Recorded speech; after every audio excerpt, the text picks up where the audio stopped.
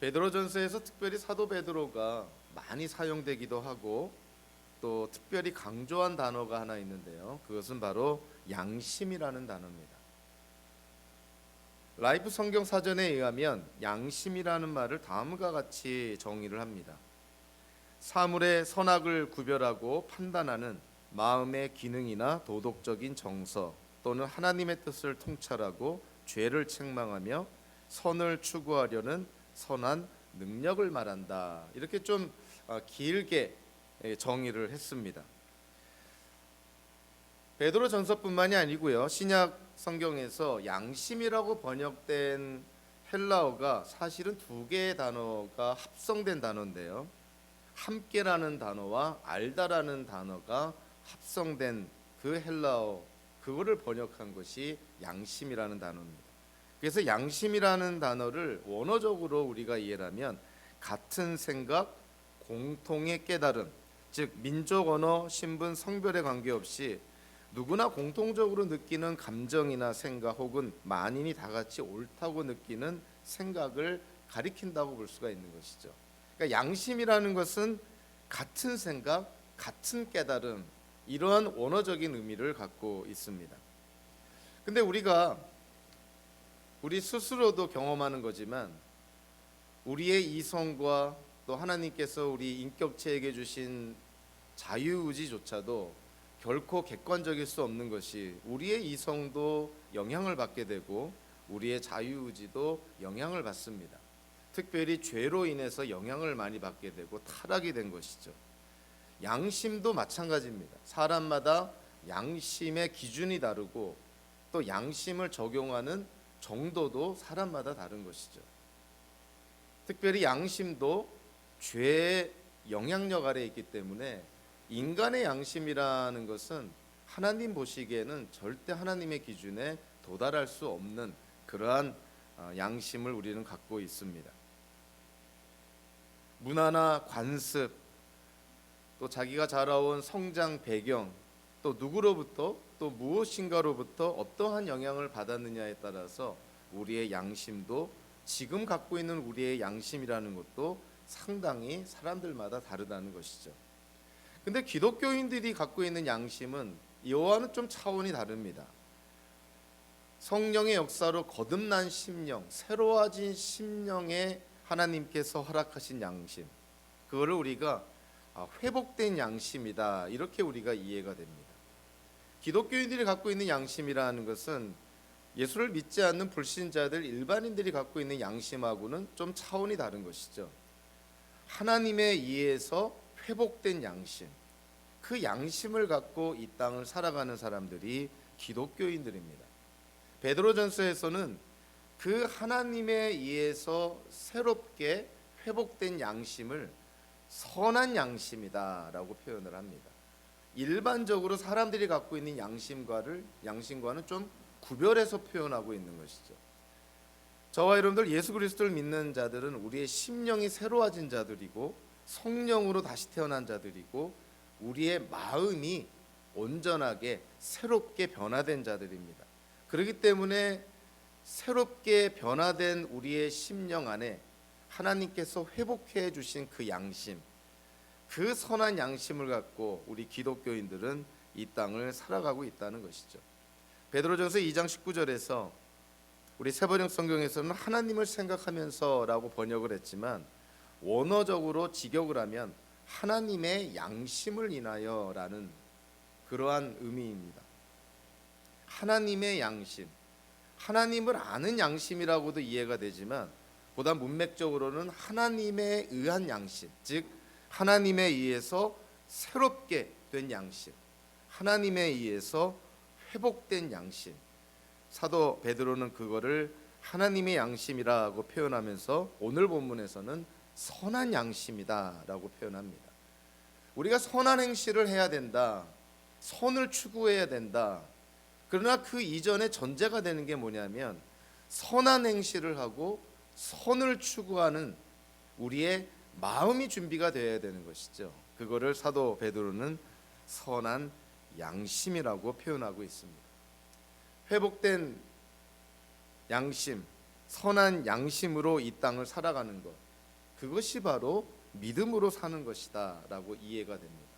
우리가 믿음으로 사는다는 것은 그냥 지식적으로 그냥 교리적으로 무엇인가를 동의하면서 누군가의 주장에 동조하면서 사는 것이 믿음으로 사는 것이 아니라 성령의 역사로 새로워진 심령 안에 회복된 양심을 갖고 성령의 인도함을 따라서 사는 삶, 그것이 바로 믿음으로 사는 삶입니다. 그렇기 때문에 회복된 양심을 갖고 이 땅을 사는 것이 믿음으로 사는 것이라고 이해가 된다면 선행이 따르지 않는 믿음의 행위라는 것은 있을 수가 없는 것이죠. 그래서 우리가 믿는다 또는 믿음으로 산다, 믿음의 행위, 믿음의 순종이라고 했을 때 선행이 따르지 않는 믿음의 행위, 선행이 따르지 않는 믿음의 순종, 선행이 따르지 않는 믿음으로 산다는 것은 다 어처구니 없는 거짓말과 같은 주장입니다. 그래서 우리가 믿는다고 했을 때, 믿음으로 산다고 했을 때, 믿음의 순종을 한다고 했을 때, 믿음의 행위를 한다고 했을 때 당연히 회복된 양심에 기초한 선행이 뒤따라야 되는 것이죠.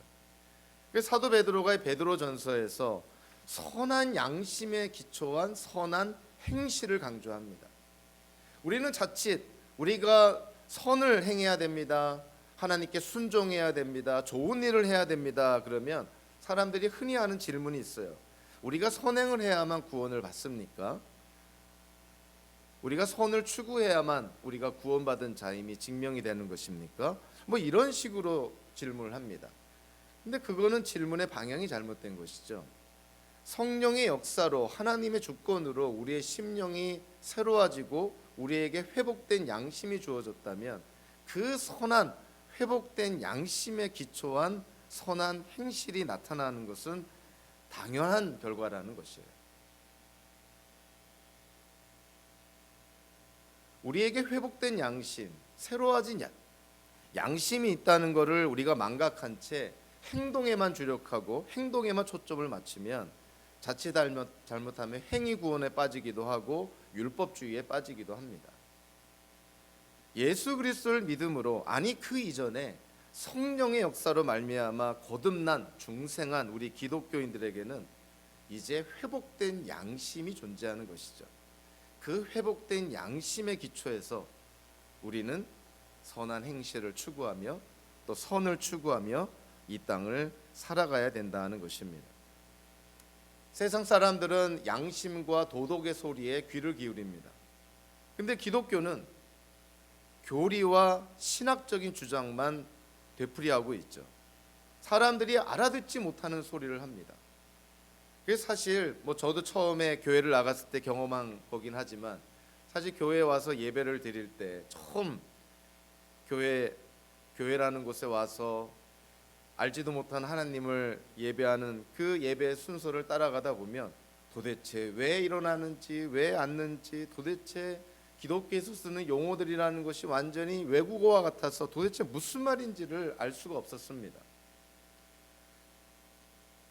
교회에서 신앙생활 하다 보면서 하나님의 말씀을 공부하면서 점차 깨달아지긴 했지만 문제가 되는 것은 교회 안에서 사용되는 이런 교인들이 익히 알고 있는 교회에서 통용되는 이러한 어찌 보면은 기독교에 해당되는 신학적이고 교리적인 그런 용어들을 세상에 나아가서 알지도 못하는 사람들을 향해서 그와 같은 용어들을 사용하면서 전도하려 하고 또 복음을 증거하려고 한다는데 어려움이 있는 것이죠.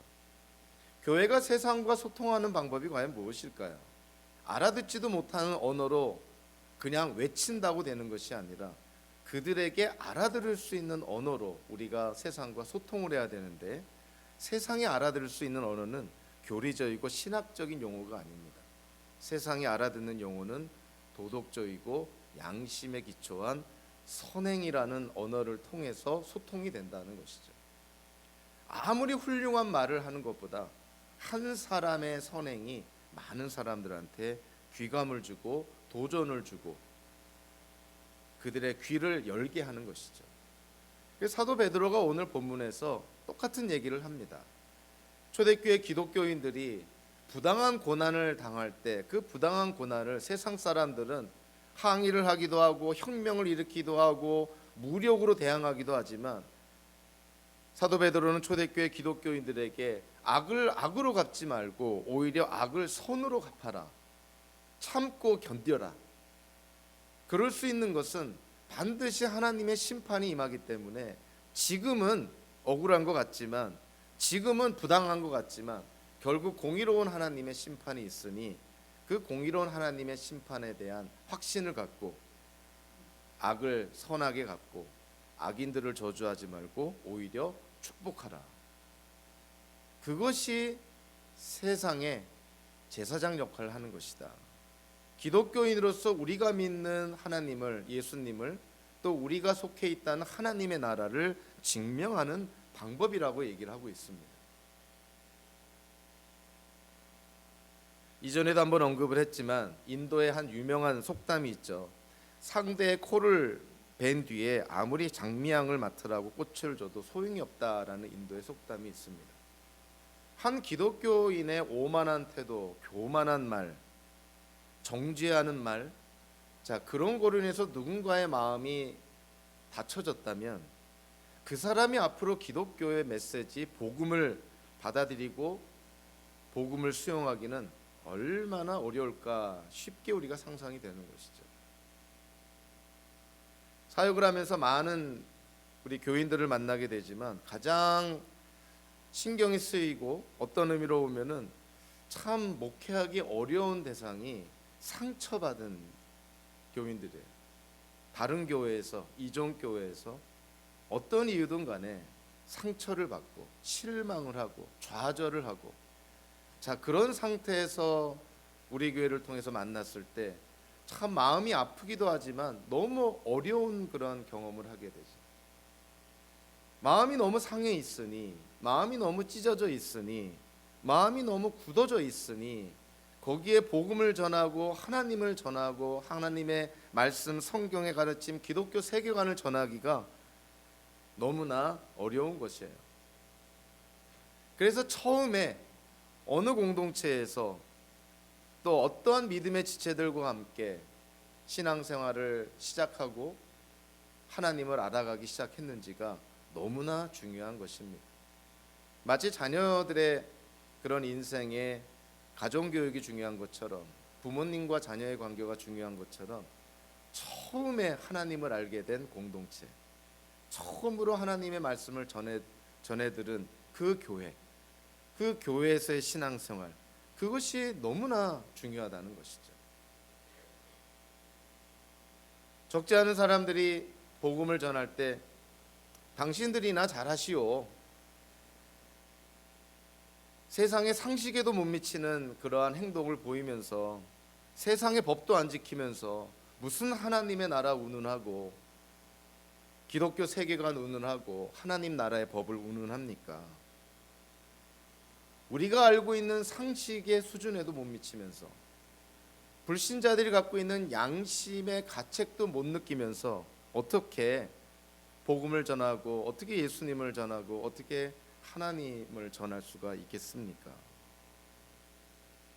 사도 베드로가 오늘 본문에서 초대교회 기독교인들에게 사실은 따뜻하게 격려를 하고 있지만 메시지는 같은 것입니다. 악을 악으로 갚지 마라. 오히려 악을 선으로 갚고 악인들을 저주하지 말고 악인들과 무력으로 대항하려 하지 말고 오히려 악인들을 축복해라. 하나님의 공의로운 심판이 있다. 그리고 세상 사람들로부터 우리 기독교인들은 뭔가 다른 세계관을 갖고 이 땅을 살아가고 있다는 걸 보여줘야 된다는 것이에요. 우리가 이 세상 나라에 속해 있다면 세상의 방법대로 살아가는 게 당연한 거지만 기독교인들은 하나님 나라에 속해 있으니 이제는 하나님의 자녀가 되었으니 다르게 살아야 된다는 것이죠. 다른 기준으로, 다른 법을 따라서, 다른 세계관을 갖고 이 땅을 살아야 될 것을 성경은 촉구를 합니다. 오늘 본문에서 베드로가 초대교회 기독교인들에게 일종의 세상과 소통하는 것에 대해서 언급을 합니다. 세상과 소통하는 교회, 세상과 소통하는 교인, 도대체 어떻게 세상과 소통할 것인가? 그래서 오늘 보면 13절부터 15절 전반부까지는 소통을 하고자 할 때 어떠한 준비를 갖춰야 되는지 언급을 하고요. 그리고 15절부터 16절까지는 세상과 소통을 할 때 어떠한 통로를 통해서 어떠한 과정으로 소통을 해야 되는가. 그리고 마지막에는 그 소통의 결과에 대해서 언급을 합니다. 오늘 보면 13절과 14절 전반부에 보면 그러므로 여러분이 열심으로 선한 일을 하면 누가 여러분을 해치겠습니까? 그러나 정의를 위하여 고난을 받으면 여러분은 복이 있습니다. 일반적인 상식적인 이해는 선을 행했을 때 선을 행한 자를 누가 해치겠느냐. 이게 그냥 일반적인, 이거는 기독교인뿐만이 아니라 세상 모든 사람들에게도 통용되는 일반적인 원칙이라는 거예요. 선을 행하는 자를 누가 해치겠는가. 여기서 열심으로 선한 일을 하면 이렇게 번역을 했지만 여기서 열심으로 선한 일을 하면을 문자적으로 번역을 하면 여러분이 선한 일에 열심당원이 되면 이런 뜻이에요. 열심당원, 젤롯당 하면 생각나는 게 있지 않습니까? 예수님께서 복음을 전할 당시에 유대 사회에 열심당이 있었어요. 젤롯당이 있었던 것이죠. 로마를 무력으로 무너뜨리자 무력 항거를 주도했던 젤롯당, 열심당이 있었습니다.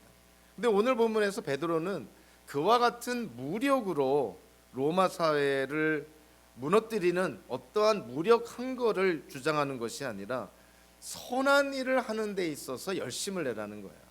같은 열심당원이라는 단어를 사용했지만 대상이 전혀 달랐던 것이죠. 무력을 사용하는 열심당원이 아니라 선한 일을 하는 열심당원이 되라. 이런 어떤 일반적인 원칙, 선을 행한 자를 누가 해야겠느냐, 이런 일반적인 원칙에도 불구하고 그럼에도 불구하고 14절에 보면 그러나 정의를 위하여 고난을 받으면, 즉 어떠한 가능성에 대해서 언급을 하냐면 정의를 위해 살더라도, 선을 위해 살더라도 고난을 받을 수가 있다는 거예요. 요즘 우리 매일 성경에서 욥기를 우리가 매일 큐티를 하는데 그 욥기의 내용이 그거 아닙니까? 그 욥의 세 친구들이 욥을 정죄하잖아요. 당신이 지금 이런 고난을 받는 것이 무슨 이유라고 얘기를 합니까? 인과응보의 원칙이다.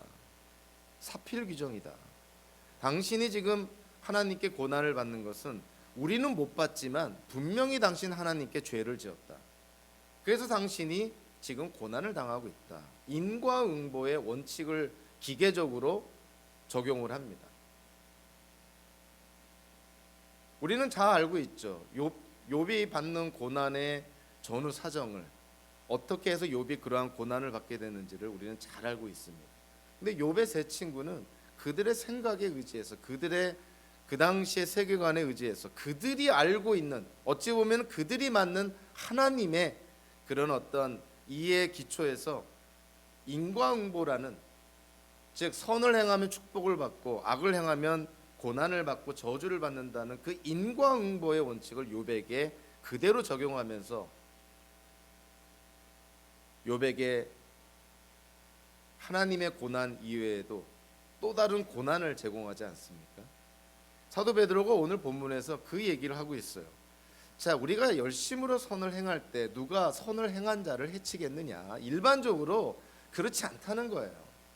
믿는 자든 안 믿는 자든 선을 행한 자들을 우리가 오히려 존중해주고 오히려 격려해주지, 어떻게 선을 행한 자에게 고난을 끼치겠는가? 그럼에도 불구하고 선을 위해서, 의를 위해서 행하는 자들도 고난을 받을 수 있다는 거예요. 저와 여러분들도 그렇습니다. 우리가 살면서 생각지도 않은 어려움에 처할 때, 예상치 못한 어려움에 처할 때 아무리 우리를 돌아보고 성찰해봐도 하나님께 내가 지은 죄, 하나님께 불순종한 것 혹시라도 없었나 아무리 돌아봐도 도저히 알 수가 없는, 그럼에도 불구하고 지금의 고난이 너무나 힘들 때 얼마든지 우리는 살면서 그러한 상황들을 많이 접하게 된다는 거예요. 우리의 죄와 관계없는, 그런데 우리에게 들이닥친 어려움, 얼마든지 그럴 수 있다는 거예요. 심지어는 베드로가 오늘 여기서 얘기하는 것은 선을 위해서 사는 사람들도, 누가 보더라도 옳은 일을 위해서 사는 사람들도 고난을 당하게 된다는 거예요. 고난을 당할 수 있다, 이렇게 얘기를 합니다. 그래서 저와 여러분들이 주변 사람들이 어려움을 당할 때 우리의 저 잠재의식 속에, 무의식 속에 아주 묘한 정죄하는 마음이 생겨나는 것을 과감하게 물리쳐야 됩니다. 우리가 모르는 무슨 죄를 지어서 저 사람이 저렇게 어려움과 고난을 당하고 있는 것은 아닌가? 이러한 정죄의 마음이 우리 안에 든다면 그게 하나님 앞에 죄가 되는 것이죠. 그러한 마음들을 여러분들이 생겨나기 전에 뿌리째 뽑아야 돼요. 아, 의를 행하고 선을 행하는 사람조차도 고난을 당할 수가 있다는 거예요. 근데 놀라운 것은 베드로가 그런데 선을 위하여, 의를 위하여 고난을 받는 사람이 있는데 그런 사람들은 복을 받은 사람들입니다. 마카리오스라는 너무나 유명한 단어를 사용을 하죠. 복이 있는 사람. 이 복이 있다, 마카리오스라는 이 단어, 이 들을 때 생각나는 게 없습니까? 예수님의 팔복이 바로 이 마카리오스예요. 복이 있는 사람은 심령이 가난한 사람이다, 뭐 이런 8가지 복. 사도 베드로가 그 똑같은 단어를 사용하면서 의를 위하여, 선을 위하여 고난을 받는 사람이 복이 있다, 이렇게 얘기를 합니다. 세상 사람들이 봤을 때는 참 불행한 사람이라고 얘기할지 모르지만 하나님의 관점에서 보면 선과 의를 행할 때 고난을 받게 된다면 그야말로 복이 있는 사람이다라고 베드로가 지금 격려하고 있는 것이죠. 베드로는 아울러서 14절 후반부부터 15절까지 세 개의 명령어 의미를 갖고 있는 단어를 사용하면서 이 초대교회 기독교인들을 격려합니다. 무서워하지 말라. 그들의 위협을 무서워하지 말라. 또 다르게 번역을 하면 그들이 두려워하는 것을 두려워하지 말라. 즉 세상 사람들의 위협을 두려워하지 말라, 이렇게 이해도 되기도 하고, 또 다른 측면에서는 세상 사람들이 두려워하는 것을 두려워하지 말라, 이렇게 또 번역도 됩니다. 어찌됐든 간에 베드로는 초대교회 기독교인들에게 두려워하지 말 것을 촉구를 합니다. 두려워하지 마라. 하나님을 믿는 자, 예수 그리스도 안에서 거듭난 자, 하나님의 자녀된 자, 하나님의 공의로운 심판이 분명히 있을 것을 믿는 여러분들은 무서워하지 말고 두려워하지 마십시오. 아울러서 흔들리지 마십시오. 감정적으로 동요하지 마십시오. 그리고 세 번째로, 여러분의 마음속에 그리스도를 주님으로 모시고 거룩하게 대하십시오. 즉 여러분들의 마음속에 예수님을 주님으로 인정하면서 예수님을 거룩하게 구별하십시오, 이렇게 지금 촉구를 합니다. 여러분의 마음속에 그리스도를 주님으로 모시고 거룩하게 대하십시오라는 이 문구는요, 이사야서 8장 13절을 부분적으로 인용한 것이라고 이해가 됩니다. 이사야서 8장 13절에서 이렇게 이사야 예언자가 말씀을 하죠. 너희는 만군의 주 그분만을 거룩하다고 하여라. 그분만이 너희가 두려워할 분이시고 그분만이 너희가 무서워할 분이시다. 만군의 주, 만군의 주님만을 너희가 거룩하게 여기고 그분만을 두려워하라. 이것이 이사야서의 메시지예요. 근데 사도 베드로가 그 만군의 주님, 즉 이스라엘 백성들이 여호와 하나님, 야훼 하나님이라고 칭하는 그 만군의 주님을 누구에게 지금 적용하고 있냐면 예수님에게 적용하고 있어요. 베드로는 거침이 없습니다. 뭐 우물쭈물 주저하진 않아요. 이사야 예언자가 구약의 이스라엘 백성들이 여호와 야훼 하나님이라고 그렇게 여겼던 그 만군의 주님 대신에 예수 그리스도를 거기에 적용하고 있는 것이죠. 여러분의 마음속에 그리스도를 주님으로 모시고, 즉 그리스도를 만군의 주님으로 모시고, 그리고 예수님만을 거룩하게 대하십시오.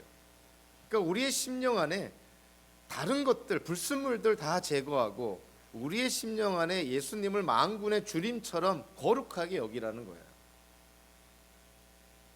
그것이 우리가 준비해야 될 단계라는 것이죠. 두려워하지 말고 흔들리지 말고 우리의 심령 안에 예수님만을 모셔라. 그리고 예수님을 만군의 주님처럼 거룩하게 구별해라. 이렇게 지금 베드로가 촉구를 합니다. 빛이 들어오면 어둠 속에 있는 물건이 드러나듯이 이 세상 사람들도 갖고 있는 양심, 물론 그 양심이라는 것은 결코 절대적이지도 않고 객관적이지도 않지만, 그리고 죄로 인해서 오염되고 타락되긴 했지만 여전히 세상 사람들도 양심이라는 것이 있어요. 그래서 모든 사람들이 다 이해를 합니다.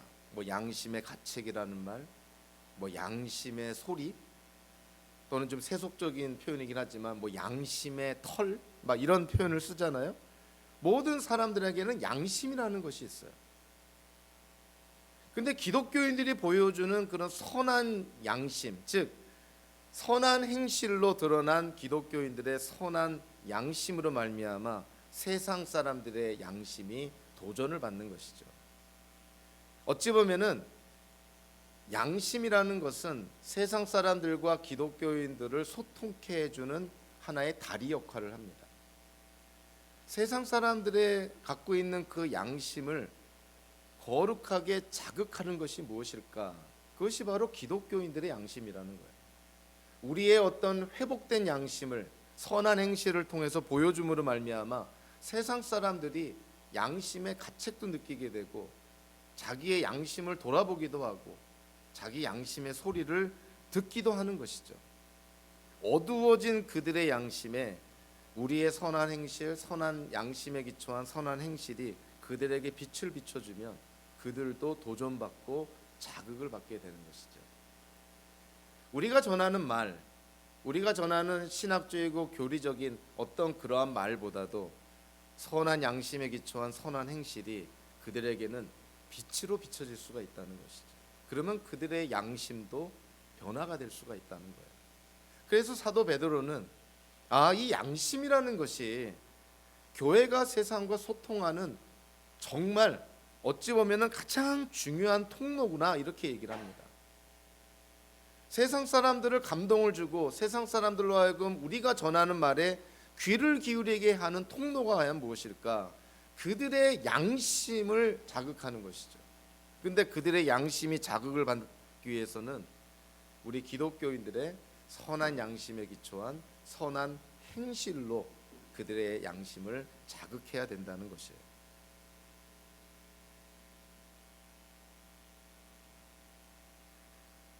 악을 악으로 갚지 않고 악인들을 저주하기보다 오히려 악인들을 축복하는, 그래서 참 우리 안에 회복된 양심을 통해서 선한 행실을 보여줬을 때 세상 사람들은 관심을 갖게 된다는 것이죠. 저들이 갖고 있는 생각, 저들이 갖고 있는 믿음, 저들이 갖고 있는 세계관, 가치관은 어떻게 우리와 다르길래 우리가 예상했던 반응이 아닌 전혀 다른 삶의 모습을 보여줄까?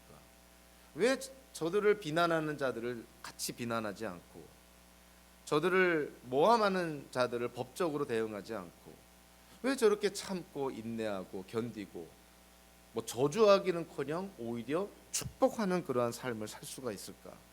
일반인들이, 세상 사람들이 관심을 갖게 된다는 것이죠. 다르게 말하면 그들의 양심에 가책이 느껴지는 것이죠.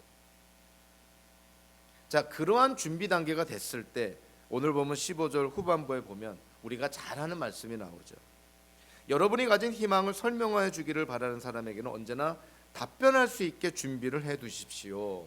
자, 언제 답변을 준비하냐면 선한 양심에 기초한 선한 행실을 통해서 주변에 있는 믿지 않는 사람들이 양심의 가책을 받고 자극을 받고 우리가 믿는 예수님, 우리가 믿는 기독교 교리에 대해서 관심을 갖기 시작을 했을 때, 그리고 누군가가 질문을 했을 때, 그때가 이제 답변을 할 준비, 그때가 우리가 믿는 복음을, 예수님을 전해줄 시간이라는 거예요. 자, 순서가 중요한 것이죠. 뭐가 먼저입니까? 선한 행실이 먼저. 그리고 변증할 준비를 해라.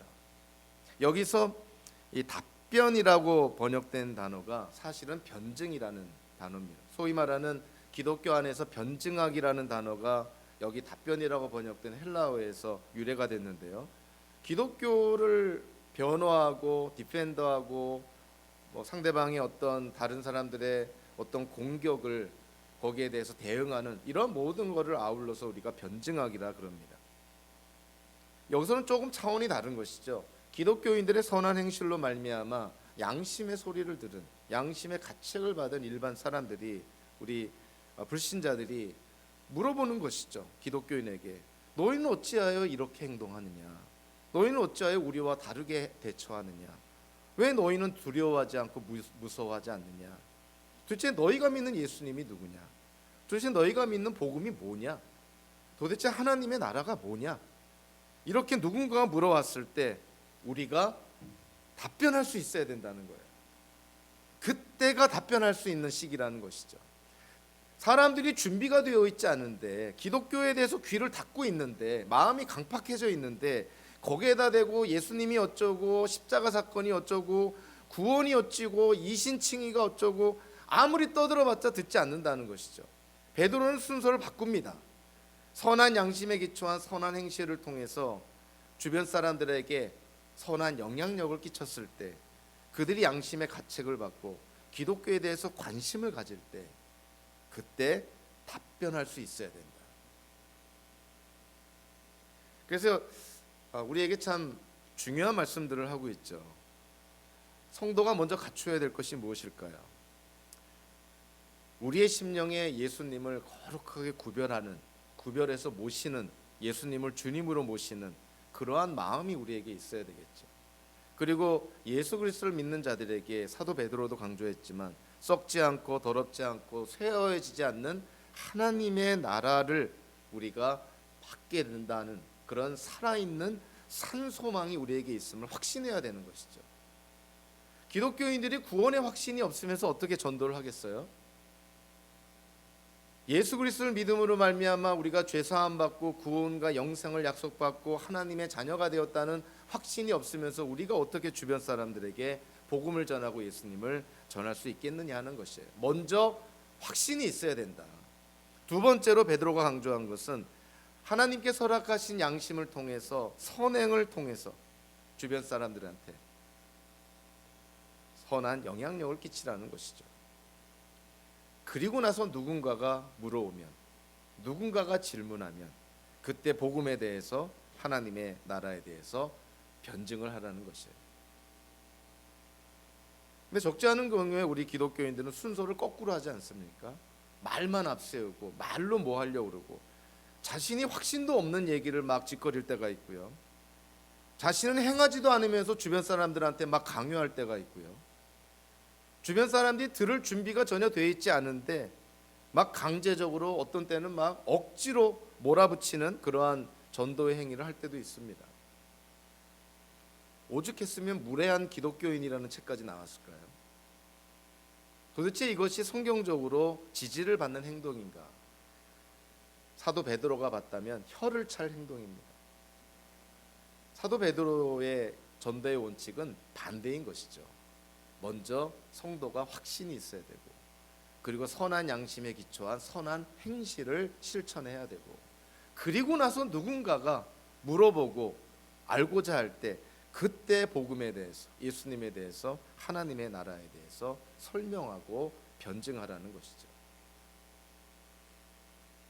사실 사도 바울의 그런 고난의 기록을 보면, 특히 사도행전에 보면 사도 바울이 복음을 전할 때가 있었는데요. 그것도 좀 길게 복음을 전할 때가 있습니다. 구약과 신약에 걸쳐가지고 아주 길게 장황하게 복음을 전할 때가 있는데, 그때가 되게 어떤 때냐면 체포되었을 때든가, 아니면 신문을 당할 때, 아니면 재판을 받을 때, 어찌 보면 고난 당할 때,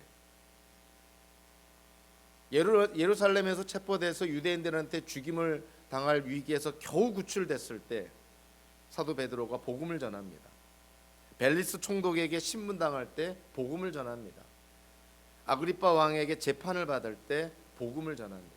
고난 당할 때 복음을 전해요. 저는 사도 바울이 고난 당할 때 복음을 전하는 이 모습을 보면서 현대적으로 그런 생각을 하게 됐습니다. 목사님들이 복음을 전하고 하나님의 말씀을 전할 때 가장 힘든 때는 여러 가지 상황이 있겠지만, 제가 생각할 때는 이 결혼식에서 말씀을 전할 때 제일 힘든 거로 저는 기억을 하고요. 또 그와는 반면에 제일 사람들이 귀를 기울일 때는 장례 예배 때입니다.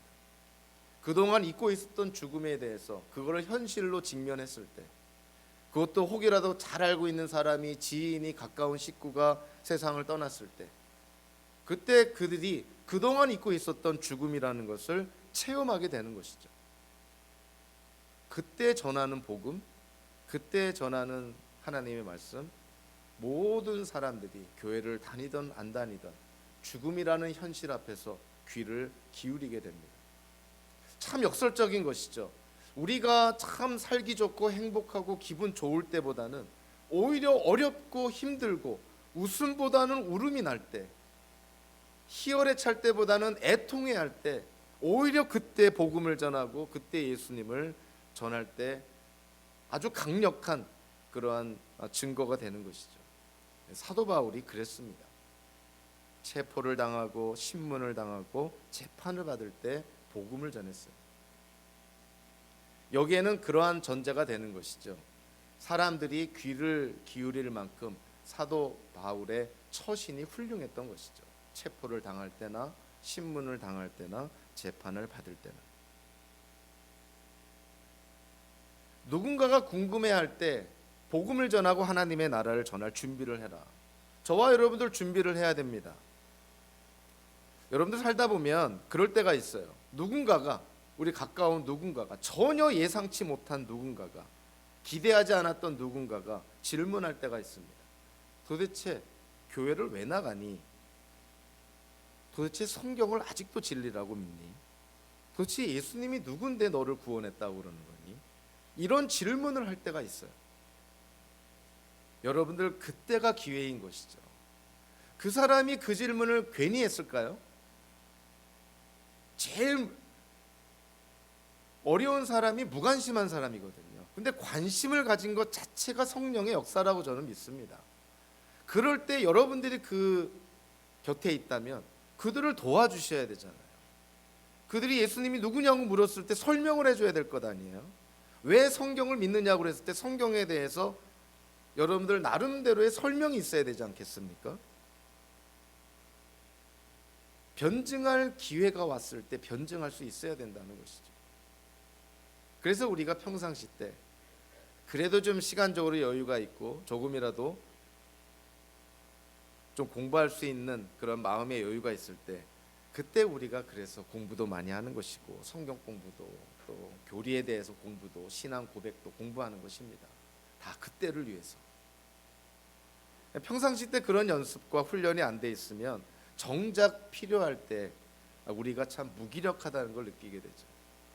입에서는 뱅뱅 도는데 생각으로는 뭔가 있는 것 같은데 명료하게 제시를 못할 때가 얼마나 많아요. 사도 이 베드로는 우리가 답변할 수 있어야 됩니다. 누군가가 물어보면. 근데 그 답변을 할 때 자, 어떻게 답변하라고 되어 있냐면, 첫째로 온유함과 두려움으로 해라. 온유함이라는 것은 참 인내와도 일맥상통하는 표현인데요. 누군가가 희망에 대해서, 우리가 기독교인들이 갖고 있는 희망에 대해서 질문할 때 온유함으로 대해야 된다. 이 온유함이라는 것은 사실은 수평적인 관계입니다. 사람들과 관계에서 우리가 온유하게 대하라는 것이죠. 젠틀하게 대하라. 근데 두려움으로 함께 대하라고 되어 있죠. 여기서 두려움이라는 것은 신약 성경에서 일반적으로 베드로전서에서는 거의 예외 없이요, 두려움이라는 표현이 나오면 그 두려움의 대상은 하나님이에요. 그러니까 우리가 복음을 전하고 기독교를 변증할 때 세상 사람들에 대해서는 온유함으로, 젠틀하게, 아울러서 하나님을 두려워함으로. 그러니까 두 가지가 함께 가야 되는 것이죠. 하나님을 두려워함으로, 그리고 주변 사람들을 온유하게 대함으로, 그렇게 복음을 증거하고 예수님을 증거하라는 것이죠.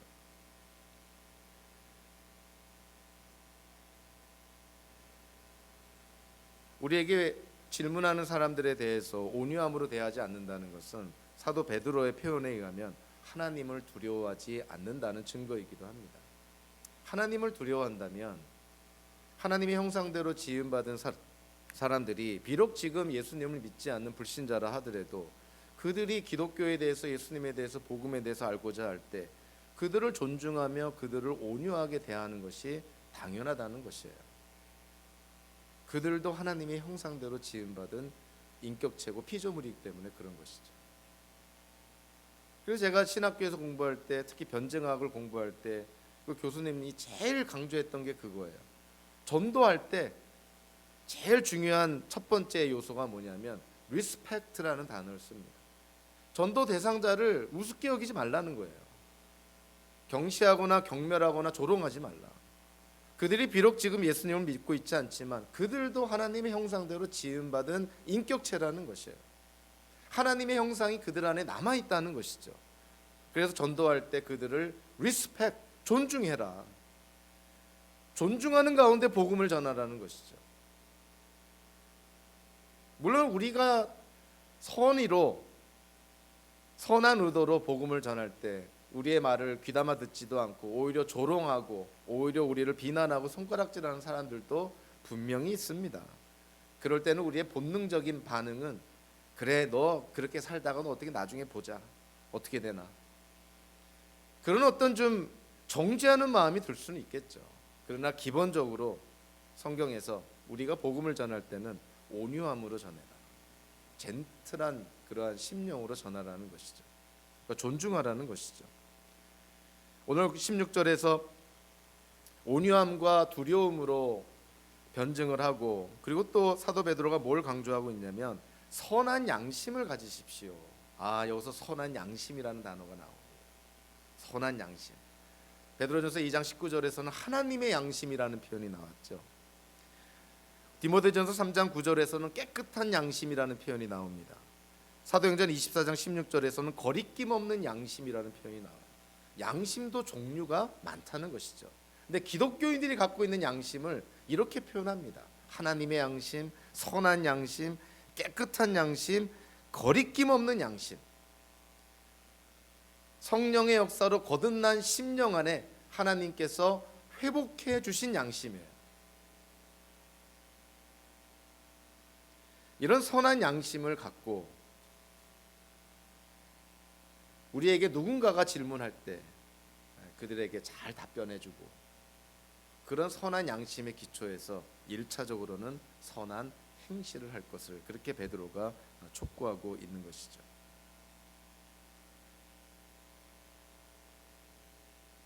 오늘날의 교회는 과연 세상을 부끄럽게 하고 있습니까? 아니면 세상 앞에 부끄러운 존재가 되었나요?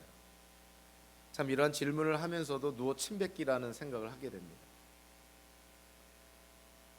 우리가 하나님의 대변인으로서 세상을 향하여서 진리를 외쳐야 되는데 요즘은 세상이 교회를 향해서 외칩니다. 오늘날의 교회가 왜 그렇게 되었을까 생각하면 우리가 교회 안에서 믿는, 아니 성경을 통해서 우리가 믿게 된 그 믿음이 소위 말하는 양심으로 번역이 되지 않았기 때문이다, 이렇게 이해가 됩니다. 우리의 믿음이 양심이라는 걸 통해서 세상에 증명이 돼야 되는데 그냥 믿음이 지식적으로 머리에만 남아 있는 것이에요. 그리고 교회 안에만 있습니다.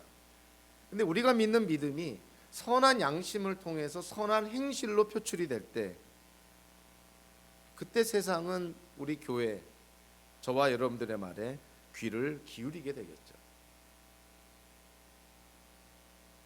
선한 양심의 기초에서 선한 행실로 세상과 소통을 했을 때 어떠한 결과가 나오냐면요, 16절 후반부에 이렇게 말합니다. 그리하면 그리스도 안에서 행하는 여러분의 선한 행실을 욕하는 사람들이 여러분을 헐뜯는 그 일로 부끄러움을 당하게 될 것입니다. 여러분들을 헐뜯는 사람, 여러분들을 욕하는 사람, 그들이 결국 부끄러움을 당하게 된다. 좀 어려운 말로 하나님이 여러분들을 신원하여 줄 것이다. 여러분들의 그 억울함을 풀어줄 것이다. 여러분들의 그 땅에 떨어진 실추된 여러분들의 명예를 회복시켜 주실 것이다, 이렇게 지금 말씀합니다.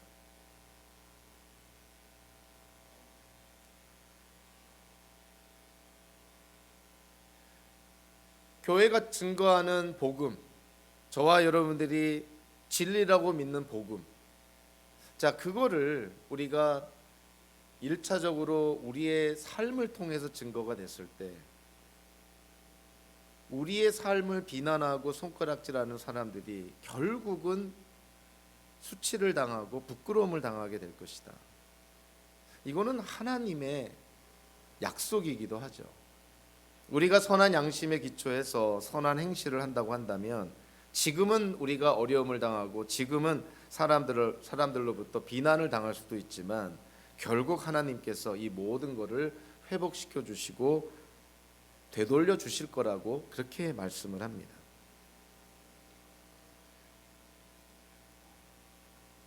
현재 교회에서 저희들이 잘못하고 또 실수하는 것 중에 하나가 세상 사람들이 갖고 있는 하나님의 일반 은총에 대해서 우리가 오해를 하는 경우가 많이 있죠. 물론 하나님께서 일반 모든 사람들에게 허락하신 소위 말하는 일반 은총은 그 사람의 상황과 또 그 사람의 배경과 또 그 사람의 어떤 죄악의 정도에 따라서 사람들마다 많이 다릅니다.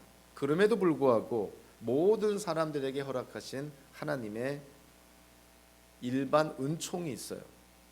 근데 그 일반 은총 가운데 하나가 바로 양심이라는 것이죠. 그래서 기독교인이 아닌 사람들도 양심의 가책을 갖고 이 땅을 살아가는 선한 사람들이, 우리가 생각하는 선한 사람들이 있습니다. 어떤 때 보면은 기독교인들보다 더 올바르게 사는 사람들도 보이는 것이죠. 사도 바울이 로마서 2장 14절 15절에서 이런 말씀을 합니다. 율법을 가지지 않는 이방 사람이 사람의 본성을 따라 율법이 명하는 바를 행하면 그들은 율법을 가지고 있지 않아도 자기 자신이 자기에게 율법입니다. 그런 사람은 율법이 요구하는 일이 자기의 마음에 적혀 있음을 드러내 보입니다. 그들의 양심도 이 사실을 증언합니다. 그들의 생각들이 서로 고발하기도 하고 변호하기도 합니다. 그들이 갖고 있는 양심으로 말미암아 분명히 배우지 않은 하나님의 율법도 그들이 양심적으로 깨닫고 실천하는 경우가 있다는 거예요. 예수를 믿지 않는 자들이라 하더라도, 불신자들이라 하더라도 부모님들이 자녀들을 사랑합니다. 그리고 자녀들이 부모를 공경해요. 왜 그것이 가능할까요? 그들 안에 하나님이 허락하신 양심이 있어서 그렇다는 것이에요. 그것이 십계명에 나와 있는 율법 가운데 하나지만 그들이 십계명을 몰라도, 하나님의 율법을 몰라도 그들 안에 있는 양심으로 말미암아 하나님의 법을 지키고 있다는 것이에요.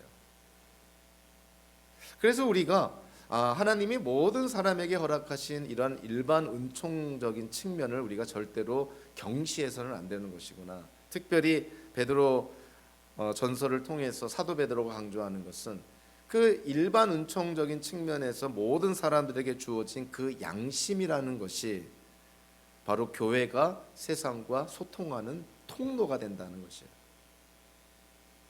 17절에서 사도 베드로가 이렇게 오늘의 본문을 마무리를 짓습니다.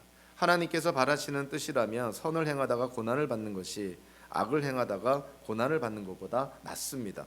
아니, 너무나 당연한 말씀을 굳이 또 17절에서 반복하는 이유가 무엇일까? 여기는 아주 중요한 의미가 담겨져 있는 것이죠. 선을 행하다가 고난을 받을 때 이미 베드로전서 2장 12절에서 이렇게 말합니다. 여러분은 이방 사람 가운데서 행실을 바르게 하십시오. 그렇게 해야 그들은 여러분더러 악을 행하는 자라고 욕하다가다 여러분의 바른 행위를 보고 하나님께서 찾아오시는 날에 하나님께 영광을 돌릴 것입니다. 여러분들이 악을 행하는 자라고 욕하는 자들이 여러분의 바른 행위를 보고 하나님께 찾아오게 된다는 거예요. 베드로전서 3장 1절 2절에서는 믿는 아내들에게 믿지 않는 남편들을 어떻게 대하라고 말합니까?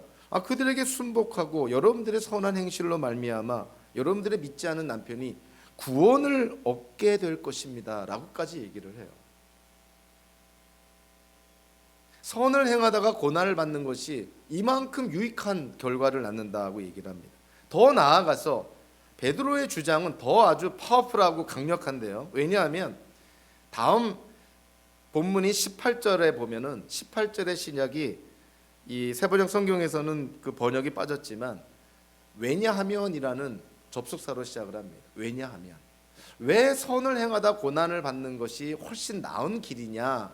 왜냐하면 18절 이후로부터 누구에 대해서 언급합니까? 예수 그리스도를 언급해요. 왜냐하면 18절에 보니까 예수님께서 십자가에서 단 한 번 죽으셨는데, 의인이 불의한 사람을 대신하여 죽으셨는데 그 결과, 그 목적이 뭐였냐면 여러분들을 하나님 앞에 인도하시려는 이유 때문이었습니다. 예수님이 고난을 받으신 이유와 목적이 여러분들을 하나님께로 인도하기 위함입니다. 즉 여러분들을 구원하기 위함입니다. 자, 예수님이 여러분들을 하나님께로 인도하고 여러분들에게 구원을 베풀기 위해서 십자가에서 고난을 당하셨듯이 여러분들도 선을 행하다가 고난을 당할 때 여러분의 모습을 보고 어떤 때는 주인이, 어떤 때는 배우자가, 어떤 때는 이웃과 지인들이 여러분의 그 모습을 보고 구원을 받게 될 수도 있다는 것이에요. 그래서 베드로가 강조합니다. 선을 행하다가 고난을 받는 것이 훨씬 유익하다, 훨씬 나은 길이다. 예수님이 그렇다는 거예요. 예수님의 모습을 보라는 것이죠. 우리 기독교인들의 삶의 궁극적인 목적이 예수님을 닮아가는 것이고 예수님을 닮아 거룩한 삶을 추구하는 것인데 결국 예수님의 삶이 어떠한 삶이었냐는 것이요. 베드로전 3장을 통해서 보니까 십자가의 사건을 통해서 불의한 자들을 하나님께로 인도하기 위해서 고난을 당하셨다는 거예요. 그래서 예수를 믿는 기독교인들이, 교회가 이 땅을 살면서 마찬가지로 선을 행하며 고난을 당할 때 오히려 그것이 훨씬 하나님께 영광을 돌릴 수 있는 길이다. 주변에 있는 수많은 사람들을 구원으로 인도하는 통로가 될 수가 있다는 것을 사도 베드로가 강조를 합니다. 세상과 소통하는 교회, 어떻게 교회가 세상과 소통을 할까요? 참 저 자신에게도 그리고 우리가 섬기는 공동체에게도 오늘의 말씀은 쉽게 이해가 되면서도 참 어려운 부분이 있는 것이죠. 어떻게 세상을 섬길까? 어떻게 우리가 선한 행실로 우리가 믿는 복음이, 예수님이 진리이며 하나님이심을 어떻게 증명할까? 우리가 함께 고민해야 될 부분입니다. 한마디로 하나님께서 우리를 구원으로 영생으로 인도해 주신 것은 우리가 교회 안에서 교인들끼리 서로 사이좋게 화목하게 아기자기하게 잘 살라고 이것만을 위해서 주신 것은 절대 아니라는 것이죠. 우리 주변에 있는 사람들에게, 아직 예수를 알지 못하는 주변에 있는 사람들에게 우리에게 회복된 양심을 통한 선한 행실을 통해서 그들에게 증거해야 된다는 것이에요. 오늘의 말씀을 사도 바울의 그 유명한 에베소 2장 8절 10절의 말씀으로 마무리 짓고자 합니다. 우리의 구원이 하나님의 은혜로 됐다고 하면서 하나님께서 우리를 은혜로 구원해 주신 목적을 강조합니다. 근데 에베소 2장 8절 9절은 우리가 암기할 정도로 너무나 익숙한 말씀이지만 의외로 에베소 2장 10절의 말씀을 모르는 사람들이 너무나 많은 것이죠. 하나님이 왜 우리를 구원해 주셨을까? 하나님이 왜 우리를 은혜로 선물로 구원을 허락해 주셨을까? 그 목적이 10절에 나와 있어요. 그래서 제가 에베소 2장 8절부터 10절까지를 제가 읽어드리면서 오늘의 말씀을 마무리하겠습니다. 여러분은 믿음을 통하여 은혜로 구원을 얻었습니다. 이것은 여러분에게서 난 것이 아니요 하나님의 선물입니다. 행위에서 난 것이 아닙니다. 그러므로 아무도 자랑할 수 없습니다. 우리는 하나님의 작품입니다. 선한 일을 하게 하시려고 하나님께서 그리스도 예수 안에서 우리를 만드셨습니다. 하나님께서 이렇게 미리 준비하신 것은 우리가 선한 일을 하며 살아가게 하시려는 것입니다. 아멘. 기도하겠습니다. 사랑의 하나님,